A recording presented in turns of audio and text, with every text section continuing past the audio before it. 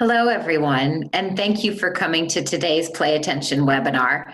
My name is Gwen Sorley, and I will be your host today. I really do appreciate all of you taking some time out today to chat a little bit about how to make ADHD your superpower. And I do hope that at the end of this webinar, you have some take-homes, things that you can do personally or with your clients or with your children to help really make some of the characteristics we typically hear associated with ADHD, manage them and make them into a positive. So a couple of things I want to mention before we get started. One is that we are recording this event. So at the end of the webinar, you will receive an email with the recording link. That way you'll be able to watch the presentation again or any areas that you may have missed, or you can share it with any staff members or family members who are unable to attend the live event. Also, there is a chat box at the bottom of the screen. So at any time, if you want to interact with me, type in a comment or a question, just click on that chat box and feel free to insert your question or your comment at that time. Many times when we talk about ADHD, you will actually hear many of the same characteristics. So you'll hear that you're a daydreamer, or you have difficulty transitioning. Maybe you're overly emotional, impulsive, or hyperactive. And a lot of times when you see these listed online or you're having a conversation with your child's teacher, these are mentioned as negatives. However, they can actually be very positive characteristics. We simply need to know how to manage them, because you have amazing traits, amazing characteristics, and if you can manage them, then they can become your superpower. So let's take another look at all of those typical characteristics we hear about that are usually brought up as a negative. Are you accused oftentimes of being a daydreamer? Probably many of you have caught yourself daydreaming during a staff meeting, or perhaps you go into a meeting with your child's teacher and the teacher says, you know, he just seems to be daydreaming an awful lot during my class when I'm teaching math. He just looks like he's off in another world. If you can manage that daydreaming, you can really unleash some creativity and happiness. So we don't want to lose that part, right? You still want those daydreaming moments. You just need to know how to manage it. Daydreaming can actually allow us to think of new solutions and possibilities. Probably one of the most famous daydreamers ever was Einstein, right? Everyone talks about Einstein and how his parents and teachers always described him as a daydreamer. But he referred to those moments of daydreaming as his thought experiments. So even Einstein knew that those moments were his most creative moments, were the moments where he was able to do what he called his thought experiments. So how can we manage this to keep it as a positive? You want to identify times you daydream but shouldn't, right? There are optimal times for this, and you really have to start reflecting on certain things that are happening during your day. If you never take that time to reflect, then you're never going to be able to identify and really better self-regulate. So it's important you look at your day and identify those times, and you might catch yourself in the moment. So you may want to jot them down as they're occurring in the moment, because as you and I both know, by the end of the day, we've had so much that's happened, we may forget what we thought about earlier. So identify times that you daydream but shouldn't. So this may be a time where you're involved in a conversation with your spouse. It's an important conversation, and your spouse is talking to you and suddenly says, so what do you think? And you have no idea what was said because your mind had drifted into a daydream. So that is a point where you know, let's jot that down. When I'm having important conversations, when I'm in a meeting at work, these are specific times I need to try to self-regulate and self-monitor my daydreaming. However, remember, we don't want to lose that part of us, right? We want that time for creativity and happiness to occur. So give yourself time to daydream. Make certain that throughout the day you unplug, meaning you detach yourself from all of that technology that's constantly distracting you. So unplug, go outside, go for a walk, lie in the grass, do something different. And you'll see that those moments can be your most creative moments. A lot of times when I'm taking a walk or riding my bike or even doing yoga, I'll have these ideas that I think are pretty good. But there are moments where you wouldn't think you'd be creative or coming up with your best ideas. But be aware that those can be critical times for you. And use visualization in your daydreaming. Sometimes daydreaming, your thoughts are going into different directions, but you can use visualization as part of this and really visualize certain goals that you want to reach. A lot of very successful people in our society, in professional sport athletes, or people who are very successful in business, they'll often talk about how they use visualization as one of their tools to their success. While you're visualizing, while you're daydreaming, make certain that you let go of negative thoughts. A lot of times we're very negative, very hard on ourselves. So this is a time where you should let go of all that negativity. Don't just daydream about what you want. Daydream about how you will achieve it. This is part of that visualization. If you're incorporating visualization and you have certain goals in mind and you're daydreaming and visualizing yourself reaching that goal, don't just think about the goal, but start thinking about all the steps you would do in order to achieve it. If this seems like something you really want to work towards, write it down. After you're done with that moment, write it down. Do you want it? If you do, you can take action. But keep everything in perspective, right? Not every daydream can come to fruition. You want to keep everything in perspective and decide what daydreams you want to take action on. And share your dreams with others. Now, it's really important, and a lot of these different techniques that we're going to talk about, I hope you do modify them for both yourself or your clients or your child, because they can extend through all ages. So help your child manage their daydreaming. I think when I do consultations with a lot of parents, the first thing I'll ask is, well, what's great about your child? And I would say 95% of the time, they'll say, you know, he's really creative. She's really creative. And I hear that all the time. So we don't want our children to lose this part of them. But it is important, again, just as adults, it's important we help them manage their daydream. So again, with your children, you can help identify times where daydreaming is appropriate and where they may need to self-regulate and really manage and not daydream. Obvious times during school when the teacher is teaching a lesson, it's really important that you control that daydreaming for that portion of the day so that you're able to take in the information that's being taught during school. If you can help them identify these moments, it'll be easier for them to reflect and self-regulate. But again, just as we want to do as adults, encourage time for daydreaming. And so make certain that your children too have times where they're unplugged, right? There's no technology involved. They're out in the grass. They have a stick and a ball, and they have that opportunity to be creative. And once this occurs, when they start talking to you about what they've imagined, what they've been daydreaming about, recognize it. Ask them to share their thoughts. Encourage it. They can share their thoughts depending on their age in writing. They can just talk to you about it or even draw pictures. And then evaluate some of those things. Are these things that we should do?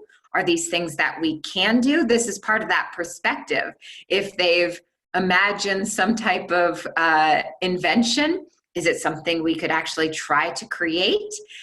give them an opportunity to share and explore their daydreaming and their creativity.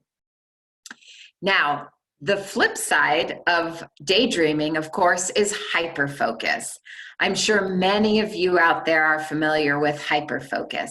And sometimes it's a little bit confusing because we hear so much about attention deficit, and that's really a misnomer. There is no one with a complete deficit of attention. Usually you have great attention, it's just scattered over a variety of things, or you have the ability. If it's of high interest or high stimuli, you can actually hyperfocus in certain situations. Now, this can be a good thing because you could be very productive during these times of hyperfocus. But it also can be a negative thing if you have difficulty with mental flexibility, where you have a hard time transitioning. Remember, mental flexibility is a big part of executive function, that you have a hard time transitioning. Once you're in that hyperfocus, you have a hard time shifting to another situation. Or it can be difficult if you get so hyper-focused and you think, this is great, I'm very productive, and yet you were supposed to pick the kids up at 3:30 and you are so hyper-focused that now it's 4 o'clock and you're half an hour late already to pick up your children. So the key is to manage your hyper-focus and channel that attention to useful goals.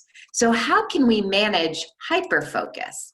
This is something that I think as an adult especially, but remember, we can teach these strategies to our children because they are hyper-focusing, right? But teach them, and this is something that's going to really take some practice. So once again, just like identifying times that are appropriate for daydreaming, we want to identify what triggers your hyperfocus. Is it a particular time of day? Is it a particular subject area? Perhaps it is a particular activity. What triggers your hyperfocus? Then take steps to manage it. Ask yourself, when you are in that moment of hyperfocus, catch yourself and ask yourself, am I doing something useful? Okay, if you ask yourself, am I doing something useful? And you're in the middle of the workday and you find that you're hyper-focused on a video game, then the answer is no. If the answer is no, then practice removing yourself from that situation. Physically removing yourself. Get up, walk around, readjust, get in a different mindset, and come back. If the answer is yes, there are some steps that you can take in order to continue hyperfocus because you've identified that you're doing something useful. But now let's take some steps to manage that hyperfocus so you're not a half an hour late to pick up your children, or you're not, 3 hours late to a meeting. First, identify what you're working on and write down your goal. Remove all distractions, although you're hyper-focused, so you probably are going to be able to filter out a lot of those distractions on your own. Decide an appropriate time frame for your focus burst, okay? So right now you know that you've identified maybe your peak time for hyper-focus is 10 o'clock in the morning. And now it's important to know what is an appropriate time for this focus burst. What else is going on in my day that I need to address? Do I have 30 minutes? Do I have an hour? Do I have to leave for work in 45 minutes? So I really should only give myself 30 minutes right now because I need that 15-minute block of time to transition. So think about that appropriate time frame for this hyperfocus or this focus burst. And then set a timer. If you said 30 minutes, set that timer to 30 minutes, okay? When the timer goes off, take a water break and a movement break and reassess. So once your timer's gone off, you can just take a little break because we want you to be able to transition, right? We don't want you to just only focus, hyper-focus, and not be able to shift. So take that mental break and then assess, how much time do I have left to actually work on this activity? Do I have another appointment, or is there another task that needs to be addressed? Once you've done this break and assessment, then if you can continue working, reset your timer and repeat this. This is why I say hyperfocus and managing hyperfocus can take practice. There are a lot of steps in managing this, but you will find that if you can manage it, you can be very productive and achieve great things. If necessary, ask a friend to help you with this process, this practice. And you can just discuss with your friend or your spouse that you have a difficult time with hyperfocus, that it can be good, but just to check in with you to make certain that you're not missing other tasks that need to be addressed. Are you very emotional at times? You know, we hear so much, again, as part of executive function, that inability to control emotions, that emotional control. So you may be thought of as very emotional at times, but truly, this can be passion. And passion is a good part of our lives. Passion makes you feel good. It leads you to success. Makes it hard to quit. If you're truly passionate about something, it's really hard to give up on that. Also, it helps you grow and allows you to affect others in a positive way. But I think when I talk about passion and finding your passion, and we hear a lot about that in media, I think the number one thing that's asked next is, but I don't know what my passion is. How do I find my passion? Or, you know, my child, she's 13 and I'm really having a hard time finding what she's interested in. So consider taking a passion or conducting a passion interview. And you can do this with yourself. You can do this with your clients. You can have this activity with your child. It could be an activity you do together at the dining room table. Just have this conversation with these prompting questions. What brings you happiness? What makes you smile or laugh? What is meaningful to you? And if you're asking these questions to your child, especially if your child is a teenager, sometimes you're going to hear, I don't know, right? That's the number one answer sometimes whenever we ask whatever the question is, I don't know. So make certain you don't just give up there. If they say, I don't know, model that for them. You know what I think? I saw you out on the soccer field and you looked so happy. Is that a time where you're happy? Or remember when we went and we visited your grandmother in the nursing home and you were talking to all the other people there and you were reading them books. You were so kind to others and you looked so happy and you were making others happy. Is that what you're passionate about? Is that what makes you feel good? So model, use prompting questions. Just don't leave it at, I don't know, but take what you've known about your child or what you've observed. But take that time for yourself as well. What are your skills and talents? And then looking at those first four things, is there a common theme that's unraveling? Brainstorm the different possibilities that come from that. So if your child says, yeah, you know, I really do like visiting grandma in the nursing home and working with all those individuals. Well, great. Let's look for a volunteer program where we can do that more often. Sports, if that soccer field is what makes you most happy, what can we do to further that? And then do a reality check. Is this something we can pursue? Right? Because not every idea is a great idea. Let's see if we can really pursue this and then write down the steps to take action. Because if you don't write it down, it's going to be difficult to achieve it, right? Everything we should get down those steps in order to take our next step. And always remember to try something new, because you never know. If you don't try new things all the time, you never know what might be your passion, what might be your talent. I continually try new things and explore new things. I've tried art classes, and I can tell you that art is not my passion. I am not good at it. I am not crafty. So that's not a passion, but I've tried it. Most recently, though, I watched a documentary on bees and how we're losing our bees. So in January, I started a beekeeping course. And now within the next couple of months, I am going to be an official beekeeper. And I can tell already that I'm very passionate about this. Before January, I really knew very little about the subject. And now I'm certain my husband is sick of hearing about bee facts. And I'm sure I'm going to start with 2 hives, but have many. So you never know what may become a passion of yours. So make certain to always put yourself out there and try something new.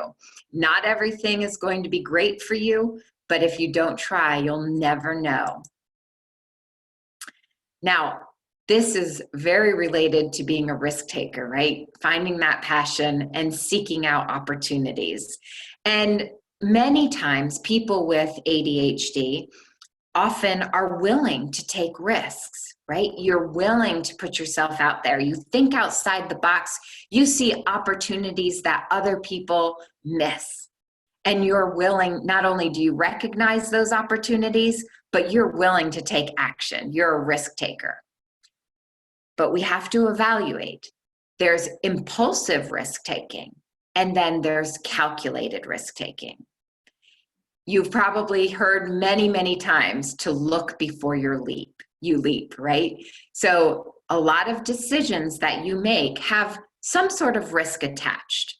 The key to being successful is calculating that risk and minimize the negatives and maximize the positives.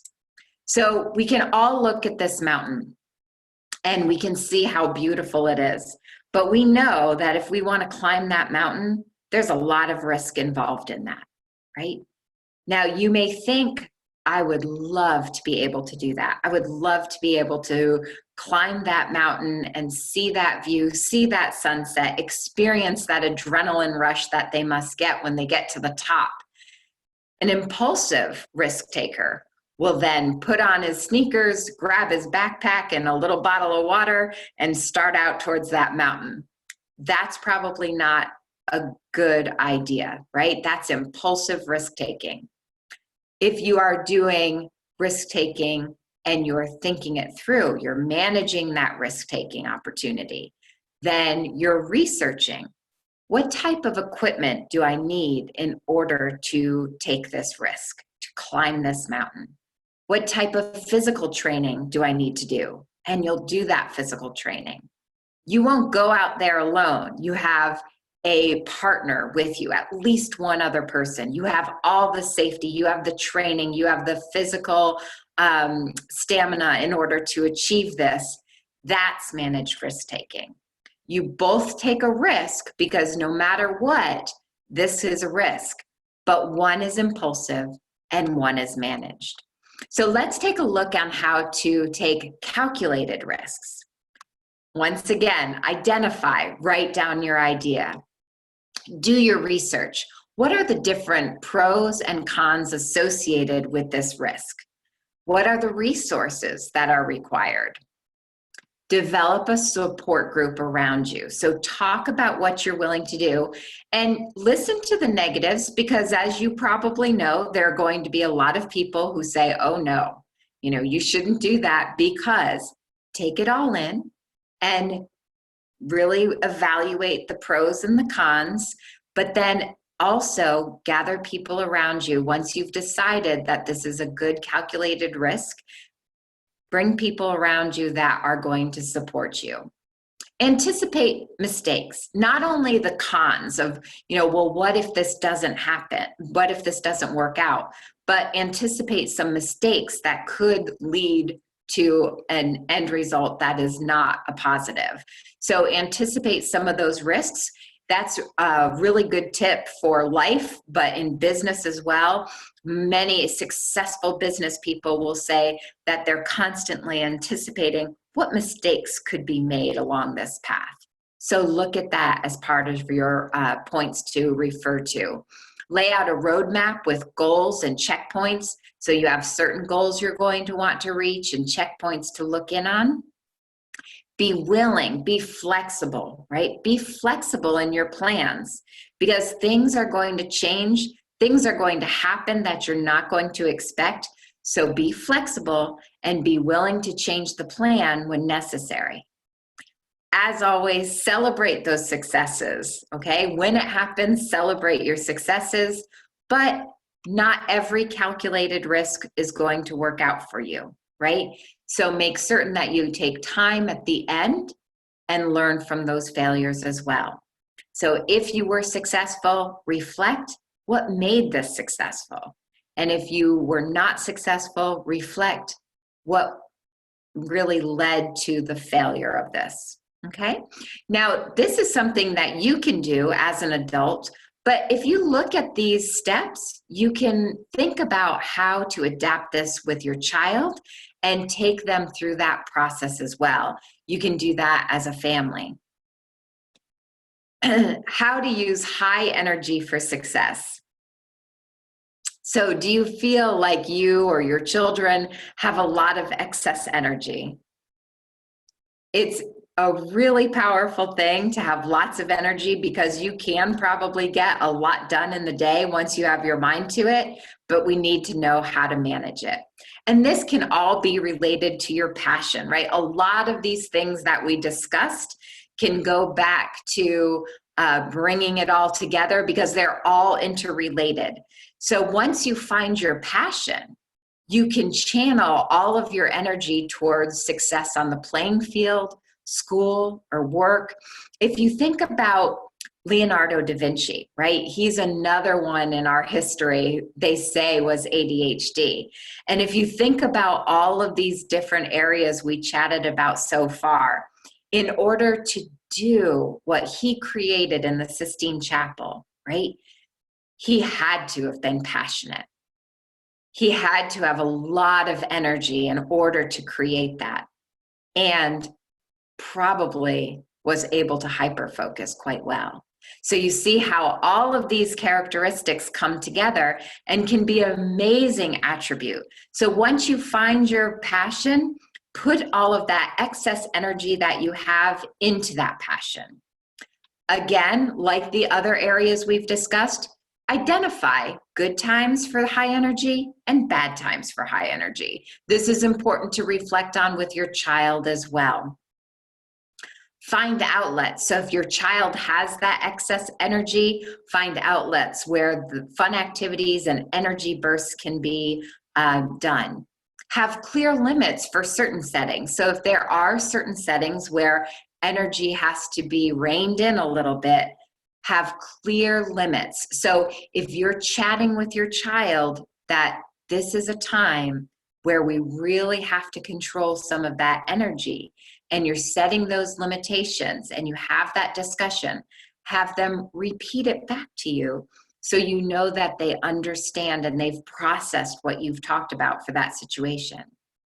Teach your child calming skills, because although there may be a moment for high energy, if you're at, let's say that you're at a party, maybe even a birthday party, and you know that there's times during that social interaction where high energy is had by all and it's appropriate, but then there are moments where they're going to have to rein it in and bring it back down, right?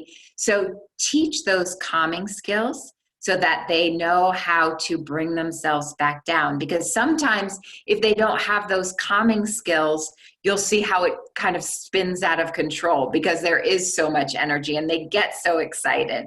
So make certain that you have those calming skills, not only as children, but this is important as adults as well. And that can be some breathing exercises you practice, that can be some mindfulness techniques that you've incorporated, or if you've even tried some meditation. It can be some slow movement. It can be just walk away and walk in the grass and come back. So teach and practice some calming skills so that when there is that high energy, there's also a way to bring yourself back down when it's appropriate. And schedule your day around your energy for best results. So when we talk about those times of day, you may find that you have the most energy at 11 o'clock in the morning. Maybe you're not an early riser, you have a really hard time sleeping, and you feel really groggy, but you identify that about 11 o'clock you have a lot of energy. That might be a good time for your hyperfocus and your high energy. Plan your events around those times where you know that you are going to be able to use that energy for some high productivity. So I hope some of these tips and strategies help you reflect on some of these characteristics that often are seen as a negative, but I hope that this gives you a new perspective. If you haven't thought of it in this way before, maybe you have a new perspective of some of these characteristics that you exhibit or that your child exhibits. And you can start discovering some of these superpowers that you have, because you truly have some amazing capabilities. You just simply need to know how to manage it. And we've learned that from all of our favorite superheroes, right? One of our favorite superheroes says, with great power comes great responsibility. I think it was his uncle that said that to him. And it is your responsibility to learn how to hone your superpowers and manage them. Because once you can manage them or teach your child how to manage them, then great things can occur for you. But we talked a lot today, and I gave you lots of different tips and strategies. Keep in mind that no one expects you to go out within 24 hours and try everything on all 5 points, right? You can't expect yourself to take this webinar and start applying all of these strategies in your day-to-day life. Think about what we discussed. Maybe choose one thing. Maybe it's find your passion. Just focus on that. Take some of those steps. Maybe you know already that hyperfocus, that's you, and that you have a great opportunity to use that hyperfocus in your job or in some type of sport. So take some of those steps and start practicing those steps. But don't get overwhelmed, because we talked a lot about a lot of different areas. And I know as adults, sometimes we want to try everything right away and make it all happen for ourselves tomorrow. And that's not realistic. So keep it all in perspective, like we talked about earlier. Select one thing. Select one thing for yourself, one thing for your child, and start working on that. Maybe even work on that together. Maybe find your passion is something both you and your child can work on today. So I hope these tips and strategies were helpful to you. And I will send you, some of you have been asking about the webinar recording. So remember, I will be sharing this webinar recording with all of you. Now, to take it a little bit further, many of you have been considering play attention as well, because in order to start using some of these tips, it's going to be really essential for you to start developing all of those core cognitive skills that are necessary for strong executive function.